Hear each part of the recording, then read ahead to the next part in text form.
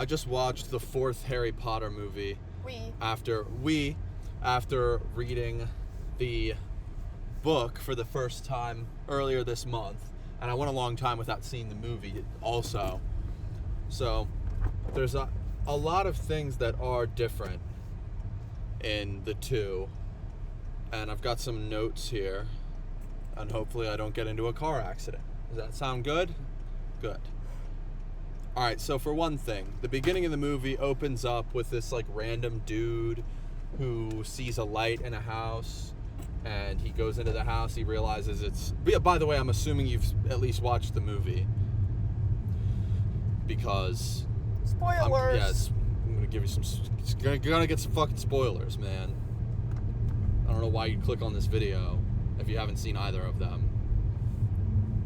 But there's this random dude who just lives in this house, and the house next to him has this light on, and he like goes into the house and he's like, what's going on? And it turns out to be Lord Voldemort and Peter Pettigrew, and Barty Crouch Jr. is also there. And he's just like, these damn kids. He's not, doesn't say it like that, he's British, but these darn kids.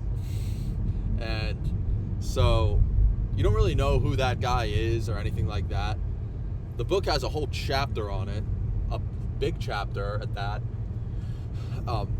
This old dude, his name is Frank, and he was accused of murder like decades ago of a family, the family that lived in that house.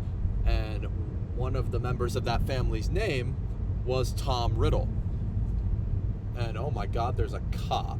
Oh, but they're at someone's house. At somebody's house. What the fuck happened over there? In the fucking neighborhood, man. I almost said the town where we live. I almost fucking doxed both of us, dude. Yeah, we don't have the money to move away. Yeah, we don't have the money to move away after that happening. So, he was accused of murder, and one of the people's names in the family who he was accused of was named Tom Riddle. Tom Riddle Sr. If you know Harry Potter well, or even not even that well, you know that Tom Riddle is Voldemort's government name, his G name, if you will.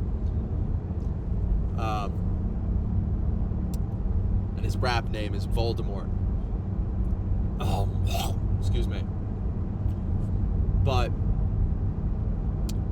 so, obviously you can piece together that Voldemort was actually the person who killed Tom Riddle Sr. He killed his own father.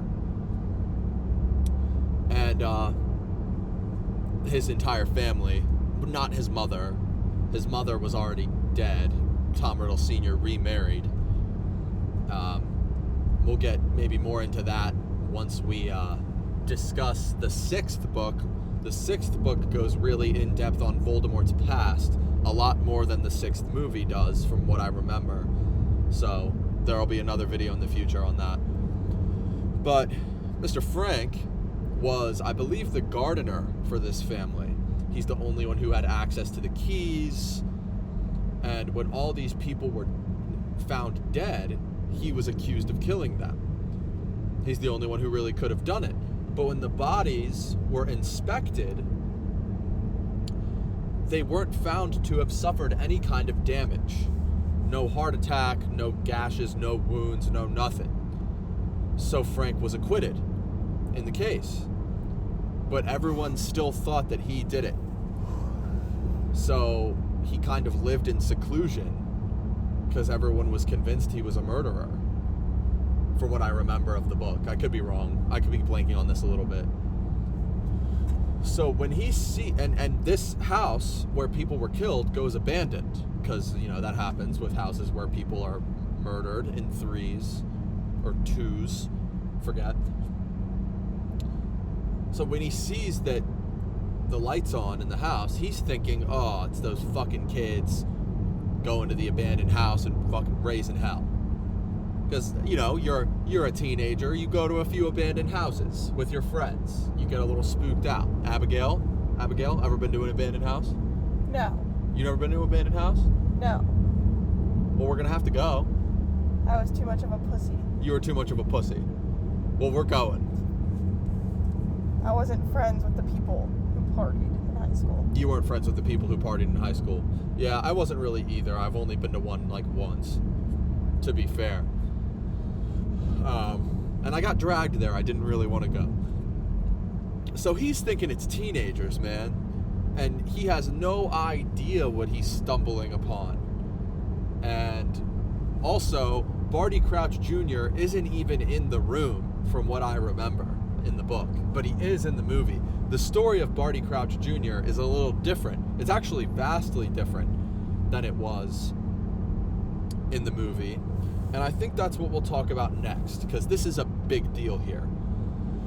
In the movie, you have Karkaroff, who is the headmaster of Durmstrang in the present time. Harry goes into Dumbledore's stone basin that holds all the memories. It's called a pensive. And he sees that Karkaroff named names. He was a Death Eater, and he named names in order to get out of Azkaban, because Azkaban is so incredibly brutal of a place to be, you can't blame him. And in the movie, he names Barty Crouch Jr.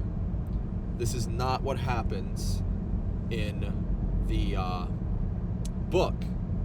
From what I remember, the crime that Barty Crouch Jr. is convicted of is the same crime. He took part in the torture of Frank Longbottom and I believe his wife, so Neville Longbottom's parents. Tortured them. This is one of the darkest things in Harry Potter, by the way. It is just, this aspect of the story is so not for children. I would not want my kid to be exposed to this. So it makes sense, because Harry Potter, you're supposed to kind of start reading it when you're a kid, and you read it as you age. I feel like that's the best way to read this story. But they tortured Neville Longbottom's parents with the Cruciatus Curse until they went insane. That's how much they tortured these motherfuckers. Horrible what happened to these people. In the later books, you see Neville visiting St. Mungo's Hospital for magical maladies and injuries. He's visiting his parents, who are fucking insane. They've lost their mind. So that's what Barty Crouch Jr. did, or at least helped, because Bellatrix Lestrange was also part of it, and her husband, I believe. So, yeah, not a great fella. And Barty Crouch Jr. and the current standing on why is that he was kind of neglected by his father, Barty Crouch Sr., because Barty Crouch was just, I guess he was like really fixated on his work kind of shit. The book doesn't go too deep on why Barty Crouch Jr. fell so astray, but I'm guessing it's one of those things where your father doesn't pay much attention to you, he's only paying attention to the law, and he's absolutely obsessed with upholding the law, so naturally you want to rebel, and so you become a criminal. I'm guessing that's around somewhat what happened. And Barty Crouch is a tough motherfucker. He sends his kid straight to Azkaban. Doesn't give a fuck. And in the books, this is kind of described as him being a little harsh, but I feel like if my son tortured people to the point of driving them insane, I would want him to go to jail. You know, Abby? I feel like, Abby, you would agree with me on this. Yeah. That's fucked up, yo. That's fucked up. So can't really blame a motherfucker for doing that. But yeah. So the thing is, though, Barty Crouch Sr., his wife, gets ill, becomes very ill, and she's dying. This is back earlier in the story, close to when it actually happened. And her dying wish is for her son to get out of prison. So they pull a swap. Barty Crouch's wife drinks some polyjuice potion and swaps places with her son. He gets out of Azkaban, one of the very few people to ever break out. Definitely some nepotism involved, of course. Not very impressive of him. So, his father doesn't let him roam free in the world, of course. His father keeps him basically prisoner in his own home, does not allow him to leave. And they have a house elf named Winky. Winky and Barty Crouch Jr. kind of become friends, and Winky sees how kind of tortured Barty Crouch Jr. is at his home all by himself. And after 13 years, Winky convinces Barty Crouch Sr. to let his son go to the Quidditch World Cup. The same Quidditch World Cup from the beginning of the movie and the beginning of the book. Barty Crouch Jr. sets off the Dark Mark. You know what happens from there, I presume. He kidnaps Mad-Eye Moody, drinks Polyjuice Potion, and does all that fun stuff. Leads Harry to become the Triwizard Champion. The cup is a portkey, and the Triwizard Cup is a portkey. They get teleported to, this is kind of hard to pick up in the movie, when Harry and Cedric grab onto the Triwizard Cup together, when they win, they get teleported via portkey to the graveyard. Oh, actually, you know what? The movie does kind of make this pretty clear. I just realized I'm kind of dumb. But they get teleported to the graveyard of Tom Riddle Sr. But yeah, that's kind of made a point in the movie as well. And in the book, this house elf, Winky, is accused of setting off the Dark Mark herself, actually. They think Winky did it, which is just preposterous. But I think it was actually Winky who stole Harry's wand, because it's Harry's wand that casts the Dark Mark, by the way. Harry loses it, and Barty Crouch Jr. casts it with his wand. So yeah, it's a bit more of a story going on with Barty Crouch Jr. there. It's makes a lot more sense. I never really got the Barty Crouch Jr. thing, the arc in the movie. I never understood it. So there's also a character in this book that I'll mention called Ludo Bagman. He's the head of the Department of International Competition or something. He's the guy who runs the Quidditch World Cup, and he runs the Triwizard Tournament.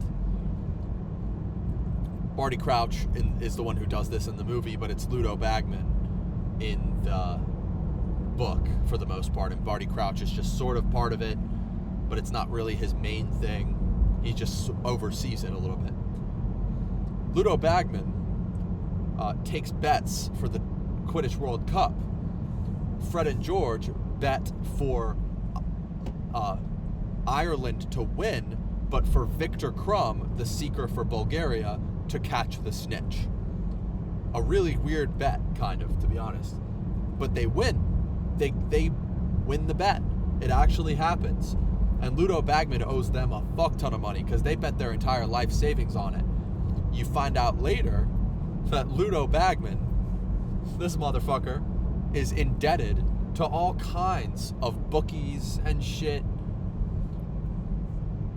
for a gambling addiction. And he doesn't even pay Fred and George their money. So what happens is Harry gets winnings from the Triwizard Tournament. He gets like 1,000 galleons or 10,000 galleons, something crazy like that. A lot of money. And he doesn't want it because Cedric died. Like, he doesn't want to even touch that money. He doesn't even want to think about it. And so he gives the money to Fred and George to open up Weasley's Wizard Wheezes, which is their shop that eventually you see in the movie gets opened up in Diagon Alley. That's how they get their money for the shop, is from Harry's winnings, which is a nice detail that you don't see in the movies, I don't believe.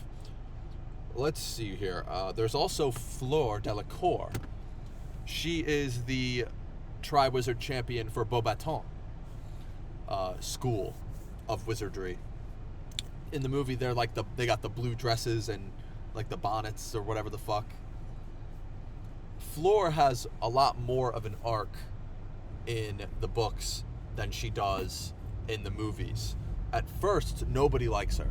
Nobody in the Weasley family likes her, because what happens is she and the oldest Weasley brother, Bill Weasley, get engaged. I guess they meet during the Triwizard tournament. I forget. And nobody in the Weasley family likes her. They think she's uptight, she's stuck up. And she kind of is. Also, she's part Vila. And the Vila are this magical species that are kind of like mermaids. They're like supposed to be the most beautiful creatures on the planet, and they're kind of like the sirens in the Odyssey. They're so enchanting that they just can convince you to do whatever they want. They can just manipulate the fuck out of you. And Fleur is part Vila. But the Weasley family, they do not like her. She's stuck up. But in the 6th book, now spoiler alert for the 6th book, by the way, if you haven't seen the movie, Fenrir Greyback, one of the werewolves that is also a Death Eater, just mauls the shit out of Bill Weasley. And Bill Weasley's supposed to be like one of the cooler Weasley brothers. He's like cool, he's more attractive. So the Weasleys only think that Fleur is with Bill for his looks. Bill gets absolutely fucked up by Greyback in the 6th book. Gets his shit murked by Greyback. And Miss Weasley just assumes that Fleur is going to leave him and call the wedding off. This is the wedding in the beginning of Deathly Hallows Part 1, by the way. This is the wedding. I'm sure you can guess. I never knew it was those two when I was watching the movies. But yeah, Miss Weasley thinks that Fleur's just going to dump him because he's just completely deformed in his face. Like a burn victim almost. Slashed to shit. The movie doesn't really do that justice. When it's described in the book, it's gruesomely mauled. And Fleur gets pissed off when she finds out when she puts together that Miss Weasley thinks she's gonna leave him. She fucking goes off on Miss Weasley. How dare you think that I would leave him for this? She says the marks on his face. You know what she says? She says, "I'm plenty good looking for the both of us." The marks on his face do nothing but show that he is brave.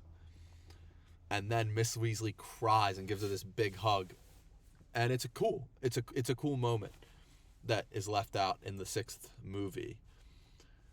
And yeah, they end up getting married, and it's a nice wedding. And I think that's where we're going to leave it. One more thing. This is kind of important. The movie glosses this over, but it's like the whole setup for the 5th movie. When everyone discovers that Voldemort is back, when Harry tells everyone, Dumbledore obviously believes him, but the Ministry doesn't. They don't believe him. And Cornelius Fudge gets in this big argument with Dumbledore about this at the end of the 4th book and says, how can we possibly believe what a 14-year-old has to say? This and that. Dumbledore gets pissed off. His fucking hair starts flying in the fucking wind. You can like feel how powerful he is when he gets mad like this, it says in the book.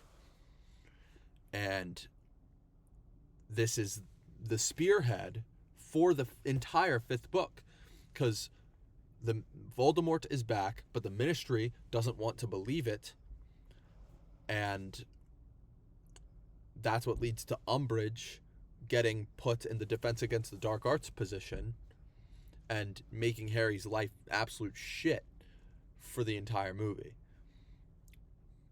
and the entire book and whatever. I think that's where we're gonna leave it. Oh, one more thing.